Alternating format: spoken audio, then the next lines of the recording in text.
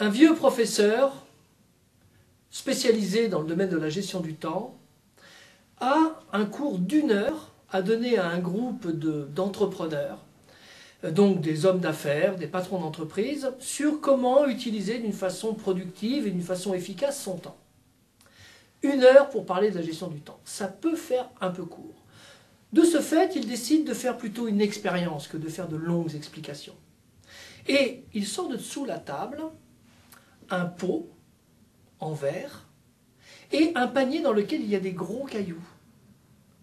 Et il dépose délicatement les cailloux au fond du pot et le remplit. Et il se tourne vers la salle en disant « Alors, messieurs, est-ce que ce pot est plein ?» Et les gens, à l'évidence, disent « Oui. » Ah bon?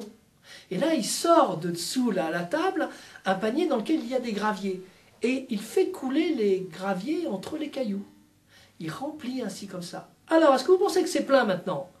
Et les gens commencent à comprendre son petit manège et disent non, non, bien sûr, on peut encore mettre autre chose. Effectivement, il sort du sable et met du sable entre les graviers, jusqu'à temps que ça soit au rabord. Il prend la cruche d'eau, la renverse et recouvre complètement le pot. Et là, il dit bon, on peut dire que c'est plein maintenant? Et les gens disent oui, oui, tout à fait, oui, c'est vrai, maintenant c'est plein. Très bien, alors à votre avis, messieurs, quelle est la morale de cette histoire? Et au fond de la salle, un gars se dit oui, j'ai compris. On peut toujours en mettre, on peut toujours en mettre, on peut toujours en mettre. Et il le dit, il dit voilà, moi je pense que l'histoire c'est qu'on a toujours de la place pour mettre quelque chose dans son emploi du temps. Et là, le professeur regarde vraiment fermement droit dans les yeux cette assemblée et leur dit non, messieurs, ceci n'est pas la morale de cette histoire. La morale de cette histoire est que si vous ne mettez pas les gros cailloux d'abord dans le pot, plus jamais vous ne pourrez les mettre si vous les avez préalablement remplis de pécadilles, c'est-à-dire les grains de sable et les graviers. Donc, posez-vous la question, quels sont les gros cailloux de votre vie? Qu'est-ce qui vaut vraiment le coup pour vous? Qu'est-ce qui est important? Qu'est-ce qui a de la valeur? Vos rêves, votre famille, votre travail, peu importe ce que c'est.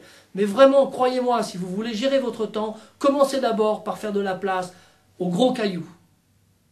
Et sur ce, le vieux professeur les salua et se retira de la salle. Peut-être que nous pourrions aussi réfléchir à regarder quelles sont vraiment les choses qui sont importantes et qui ont de la valeur pour nous, et de s'engager à s'en occuper sérieusement. Vous ne croyez pas ?